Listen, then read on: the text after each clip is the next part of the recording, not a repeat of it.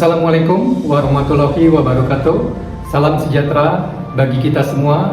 Shalom, Om Swastiastu, Namo Buddhaya, salam kebajikan. Perkenalkan, saya Dr. Tony Yoyo, Sarjana Teknologi Pertanian, Magister Manajemen, Magister Teknik. Saya merupakan salah satu dosen di Universitas Budi Dharma atau UBD, Tangerang, Fakultas Bisnis, Program Studi Magister Manajemen. Pada kesempatan ini, saya akan menjelaskan salah satu mata kuliah yang saya ampu, yakni Manajemen Strategik. Dalam mata kuliah ini, saya menggunakan metode pengajaran DIA atau Delivery, Interaction, and Assessment. Pelaksanaan mata kuliah ini saya lakukan secara sinkronus dan asinkronus, yaitu melalui pembelajaran tatap muka di dalam kelas dan menggunakan Learning Management System atau LMS, yaitu berupa e-learning yang ada di Universitas Budi Dharma dan juga ujian tertulis di dalam kelas. Tujuan pembuatan video ini adalah untuk memenuhi persyaratan sertifikasi dosen tahun 2025 sebagai pernyataan diri dosen untuk unjuk kerja Tridharma Perguruan Tinggi atau PDD, UKT, PT dalam aspek pengajaran.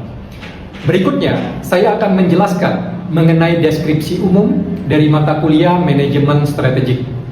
Manajemen Strategik merupakan mata kuliah wajib program studi Magister Manajemen dengan beban studi mata kuliah sebesar 3 SKS dan diambil pada semester 2. Dalam mata kuliah ini, mahasiswa belajar tentang proses, aktivitas, dan manfaat manajemen strategik yang dapat diterapkan di organisasi khususnya perusahaan.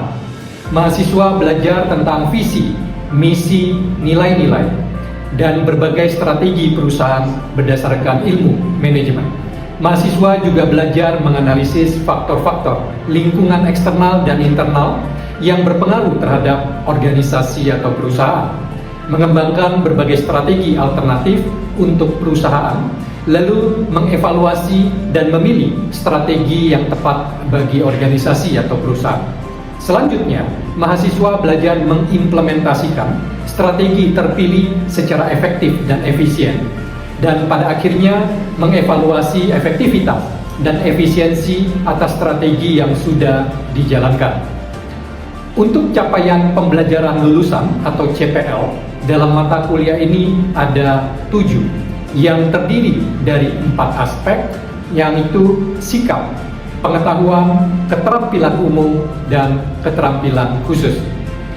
CPL 1, sikap, menunjukkan sikap bertanggung jawab atas pekerjaan di bidang keahliannya secara mandiri. CPL 2, pengetahuan, menguasai konsep dasar dan teori dasar tentang pengelolaan bisnis dan praktek manajemen dalam skala nasional, internasional, dan global.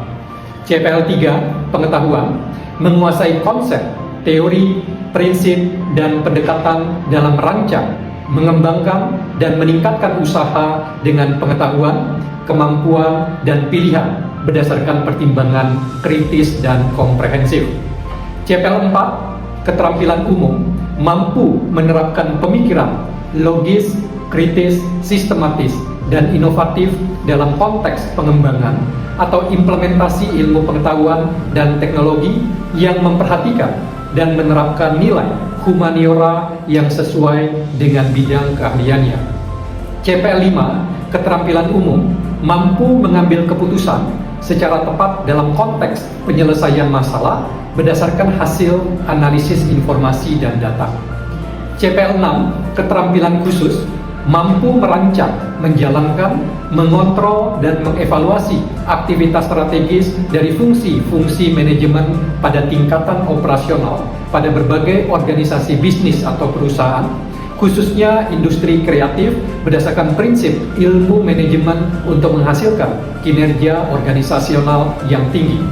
CPL 7, keterampilan khusus, mampu menguasai pengetahuan tentang prinsip-prinsip ilmu manajemen yang mencakup manajemen pemasaran, manajemen sumber daya manusia, manajemen keuangan, manajemen operasi, perilaku organisasi, manajemen perubahan, manajemen strategik, perilaku konsumen, manajemen risiko, statistika bisnis, kepemimpinan, kewirausahaan dalam industri kreatif, etika penelitian bisnis, regulasi pada level lokal, regional, nasional, global, kaidah dan teknik komunikasi bisnis, dan lintas budaya dalam rangka menghasilkan kinerja organisasional yang tinggi pada level organisasi bisnis, khususnya industri kreatif dan kewirausahaan.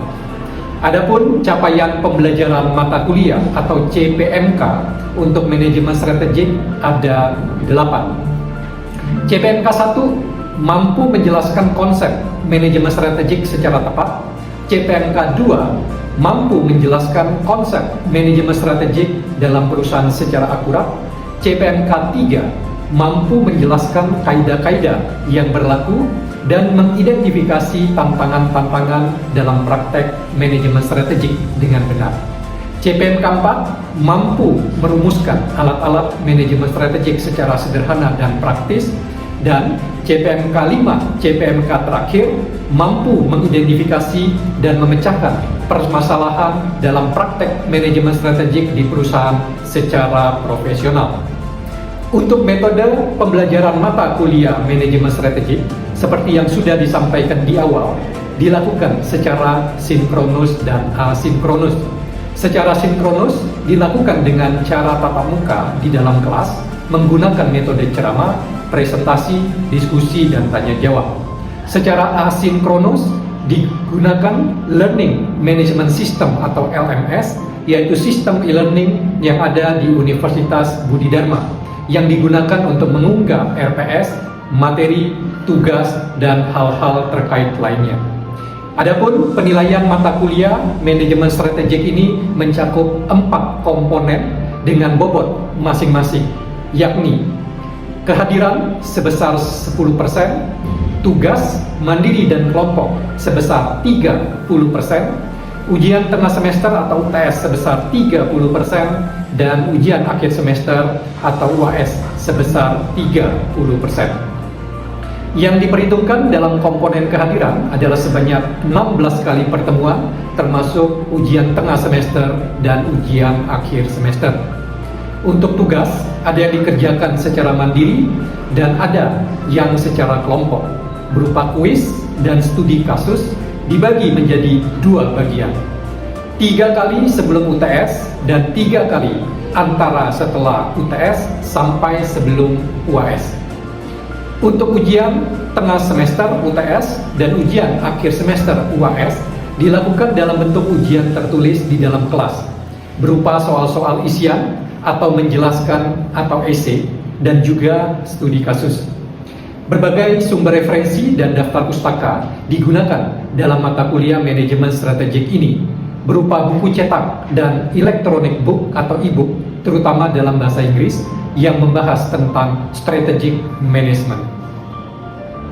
Berikut adalah cuplikan video proses pembelajaran tatap muka yang saya lakukan di dalam kelas pada mata kuliah manajemen strategik pertemuan atau kuliah ke-12. Kemampuan akhir tahapan belajar atau sub CPMK yang diharapkan dari pertemuan atau kuliah ke-12 ini adalah mahasiswa mampu melakukan evaluasi secara tepat atas efektivitas dan efisiensi strategi yang sudah dijalankan. Selamat menyaksikan. Selamat malam teman-teman semua. Sebelum kita mulai, ada baiknya kita berdoa terlebih dahulu atas ajakan saya. Mari kita berdoa bersama. Mari doa kita mulai.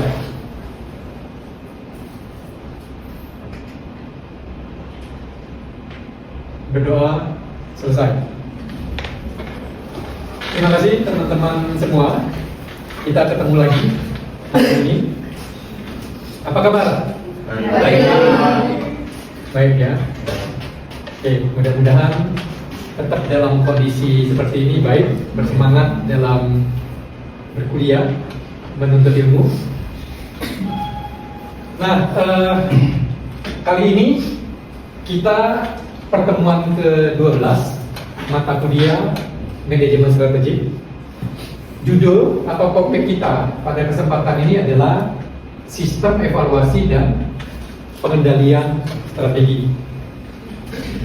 Adapun capaian pembelajaran yang diharapkan setelah kalian mengikuti perkuliahan ini, diharapkan kalian mampu melakukan evaluasi secara tepat atas efektivitas dan efisiensi dari pelaksanaan strategi yang sudah dijalankan. Nah, coba diingat-ingat lagi sebagai orang yang pernah dan sedang belajar manajemen, efektif dan efisien itu adalah dua dasar dari manajemen. Masih ingat nggak? Efektif itu apa? Masih. Oke, efektif itu Lebih ke ukuran tercapai atau tujuan atau sasaran. Sedangkan kalau efisiensi itu untuk mencapainya, gitu ya, mencapai target itu pakai sumber atau sesuatu sedikit mungkin.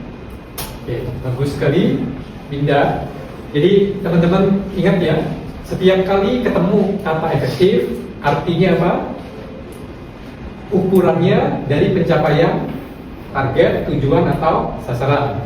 Kalau dikatakan efektif berarti target, tujuan atau sasarannya tercapai. Kalau tidak efektif berarti tidak tercapai. Efisien, pengukurannya adalah dalam upaya pencapaian target menggunakan sumber daya seminimum mungkin, sehebat mungkin. Teman-teman ingat, sebelum strategi itu dibuat, biasanya kita melakukan analisis. Ada berapa analisis?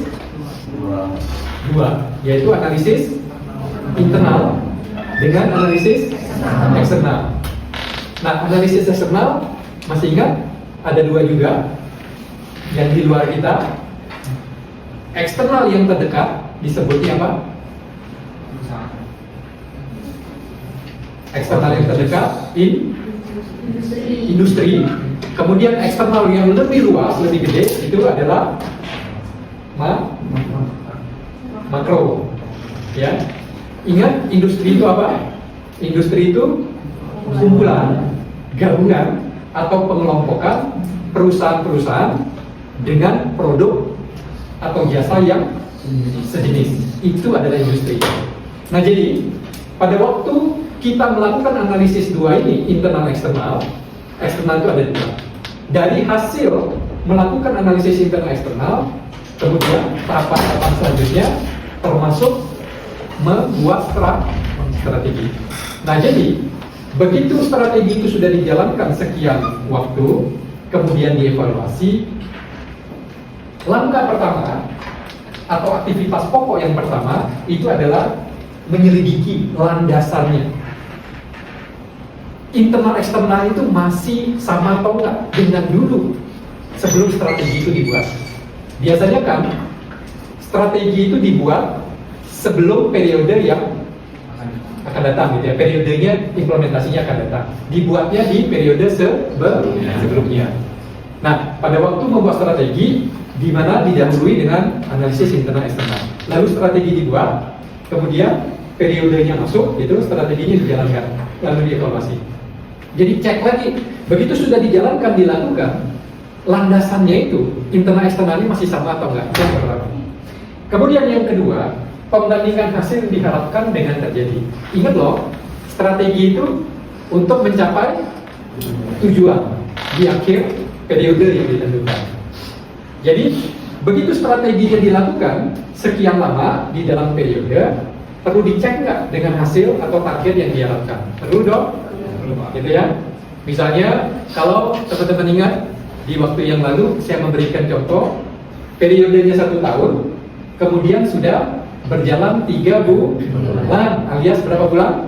Dari setahun, 3 bulan ini? 1/4 atau 25%. Nah, kalau misalnya targetnya itu penjualannya baru katakan 15%. Jadi waktunya sudah 25%, tetapi penjualannya 15%. Artinya sesuai nggak? Enggak. Penjualannya lebih lambat daripada berjalannya waktu. Berarti ada yang salah. Gitu. Jadi yang kedua ini, aktivitas pokok kedua, bandingin hasil atau tujuan yang ditentukan dengan yang dicapai. Yang ketiga, mengambil tindakan korektif. Kalau ternyata ada yang nggak sesuai, maka perlu diambil tindakan korektif. Tadi di awal kita sudah singgung, korektif itu artinya apa? Perbaikan. Dengan cara mengenali dulu apa yang salah, lalu diperbaiki. Dalam hal tadi penjualan yang lebih sedikit daripada berjalan waktu, maka harus dikejar gimana caranya penjualannya bisa sesuai dengan waktu yang sudah dijalani. Bagian ini yang terpenting, teman-teman sekalian. Coba lihat yang paling bawah. Yoses boleh baca, Yoses? Oke, mulai dari poin-poinnya ya Pak. Enggak, yang paling bawah aja. Poin dijalankan secara kontinu, alih-alih pada akhir suatu periode waktu atau hanya setelah persoalan muncul. Oke, coba Yoses pendapatnya. Jadi dalam konteks ini, evaluasi strategi itu katanya dijalankan secara kontinu. Kontinu kira-kira apa? Terus menerus gitu ya. Daripada di akhir periode baru dilakukan gitu, atau begitu persoalan muncul baru evaluasi deh apa yang salah. Nah, coba Yoses, seperti apa yang dimaksud? Jadi dari pengalaman saya ya, Silakan. evaluasi ini seharusnya kontinu. Kenapa? Karena kalau kita memantau terus adanya persoalan atau masalah yang akan terjadi atau yang sudah terjadi, Ya. kita dapat mengambil langkah preventif untuk selanjutnya kita melakukan langkah korektif. Yang mana itu adalah yang dibutuhkan dari suatu strategi, evaluasi strategi itu sendiri. Oke, bagus. Jadi kalau teman-teman ingat, evaluasi strategi itu dilakukan apakah hanya sekali? Biasanya lebih. Apakah dilakukan di tengah periode strategi dijalankan di tengah-tengah gitu, atau malah di akhir? Ingat, evaluasi itu untuk menjadi umpan balik atau feedback atau masukan. Oh, ternyata ada yang salah. Kalau dilakukan yang menjelang akhir periode, ketemu yang salah, masih ada waktu nggak untuk perbaikan? Begitu. Jadi biasanya evaluasi strategi dilakukan beberapa kali ya dalam periode tersebut. Ini adalah beberapa pertanyaan berkaitan ngecek apakah internal dengan eksternalnya ada perubahan atau enggak. Ingat, dalam konteks SWOT, internal menghasilkan analisis internal menghasilkan S dan W. S-nya strength, W-nya weakness. Kemudian analisis eksternal di luar diri kita, perusahaan atau organisasi, menghasilkan O dan T. O-nya apa? T-nya strength. Oke, good. Nah, ini adalah pertanyaan-pertanyaan hubungannya yang tadi, internal, eksternal, SWOT yang tadi. Kalau kita tanyakan ini, dijawab dengan sikon yang ada pada waktu evaluasi dilakukan, kita akan tahu perlu korektif apa enggak. Ya. Coba teman-teman lihat lagi alurnya. Apakah ada perbedaan antara internal eksternal sekarang dengan sebelumnya? Ya, ada perbedaan. Maka langsung korektif. Tidak, maka nanya yang kedua. Jadi tidak ada perbedaan, masih oke internal eksternal. Tanya yang kedua, gimana pencapaian tujuannya? Pencapaian tujuannya ada perbedaan nggak dengan yang aktual yang didapat antara target? Ya, ada perbedaan, maka harus ya lah. Kalau eksternal internal tidak berubah, tapi targetnya nggak dapat, nggak bisa dicapai, maka harus korektif. Tapi kalau tidak ada perbedaan signifikan, artinya pencapaian targetnya oke, maka lanjutkan apa yang sudah dilakukan. Sejauh ini gimana? Ada yang kurang jelas? Ada yang mau ditanyakan? Kita coba. Oke, Kalau misalnya antara ini kan tadi kan ngomongin masalah internal dan eksternal Pak. Ya. Kalau misalnya salah satunya aja yang ada perubahan gitu ya Pak ya, berarti memang harus ada ambil tindakan korektif ya Pak ya? Oke, yep. Ini beda, terima kasih pertanyaannya. Teman-teman sudah dengar ya, kalau internal eksternal hanya salah satu ya, ada perubahan gitu ya. Perlu korektif nggak kira-kira? Perubahannya tentu dalam konteks ini signifikan. Artinya landasan untuk membuat strategi, pada waktu strategi dibuat, landasannya itu sekarang Meskipun tidak dua-duanya, salah satu berubah dan nggak cocok lagi. Perlu korektif nggak secara logika? Perlu. Ya, bagus sekali. Ada lagi teman-teman yang bagian tertentu yang belum sepenuhnya paham, karena ini penting sekali. Ya, Jawabannya? Dari kata yang udah lewat tadi Pak, evaluasi strategi itu kan butuh kayak pemikiran yang sikap berpikir yang kritis. Ya. Itu sikap kritis kan gimana? Oke, juga ini pertanyaan yang bagus ya. Karena sebelumnya dikatakan harus ada pemikiran yang kritis. Kritis itu artinya adalah kita cukup peka, gitu ya. Peka itu artinya kalau ada kemungkinan kesalahan, ketidakcocokan, ketidaktepatan, ketidakakuratan. Nah, kita harus cukup peka, cukup kritis. Kemudian kritis juga mengartikan harus melihat dengan lebih detail, lebih terperinci, lebih dalam. Kemudian kritis juga mengartikan tajam gitu ya, tajam dalam mengamati atau mengukur. Jadi kalau kita menggunakan kekritisan dengan dasar pemikiran yang kritis gitu ya dalam evaluasi strategi, sebetulnya kritis masuk dalam ketiga tahapan manajemen strategi. Membuat evaluasi, atau formulasi strategi, perlu nggak sikap kritis kita? Apakah kita cukup mengambil strategi yang lama? Padahal kondisi berubah gitu ya, targetnya tinggi sekali. Secara logika perlu nggak kita kritis? Wah, ini udah nggak bisa lagi dan seterusnya. Pada waktu implementasi, misalnya sumber dayanya kurang dan lain sebagainya, harus kritis nggak kita? Detail nggak kita? Tajam nggak kita? Oh, kalau kamu butuh sumber daya begini, sumber dayanya kurang, harus diupayakan. Gimana caranya? Kalau enggak, maka melakukannya tidak maksimal. Begitu, Javanka, kritis perlu sekali ya.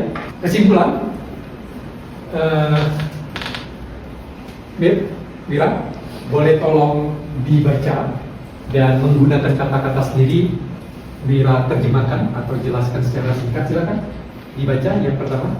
Strategi yang diformulasikan dan diimplementasikan dengan cara terbaik sekalipun akan menjadi usang manakala lingkungan eksternal dan internal berubah.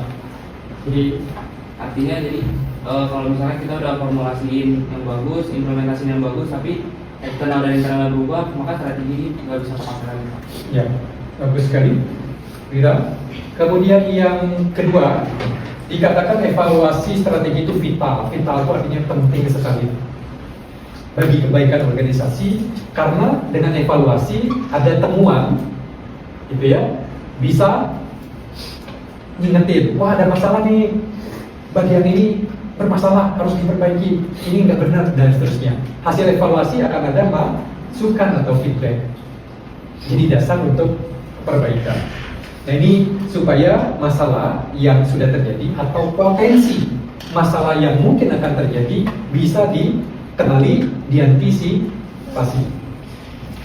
Kemudian coba Theo dibaca yang bullet yang ketiga. Kira-kira penafsiran Theo seperti apa? Silakan Theo.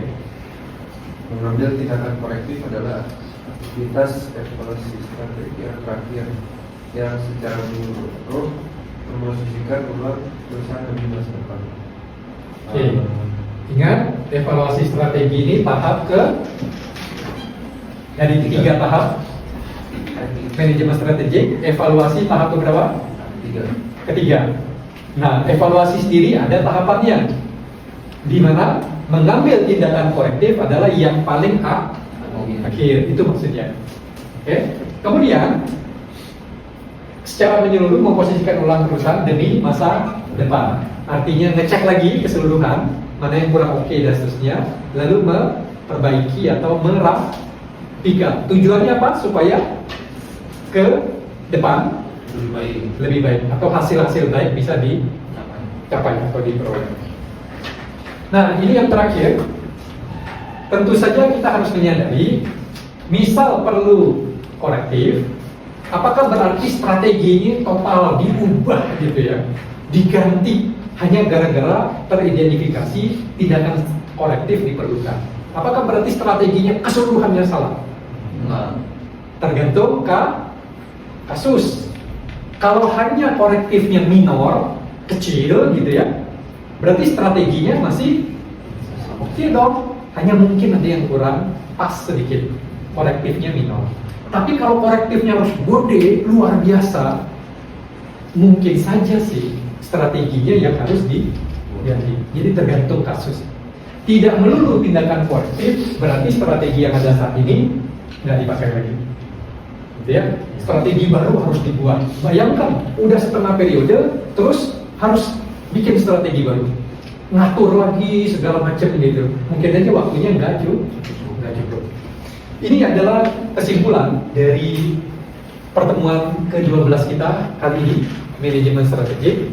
Bagaimana kita melakukan evaluasi strategi yang dilakukan supaya efektivitas dan efisiensinya bisa dicek, bisa dipastikan efektif dan efisien dari strategi yang sudah dibuat dan diimplementasikan. Ini adalah daftar pustaka atau referensi dari pertemuan ke-12 mata kuliah manajemen strategi kita kesempatan ini. Coba teman-teman lihat, teman-teman baca lagi, pahami. Sekiranya ada yang masih kurang jelas bisa ditanyakan. Baik teman-teman sekalian, demikian pertemuan kita. Sebelum kita akhiri pertemuan kali ini, saya akan memeriksa kehadiran dari teman-teman sekalian ya. Hermawan Susendi, Cecilia, Hadir Pak. Andri, Hadir Pak. Petrina, Hadir Pak. Anas, Valencia.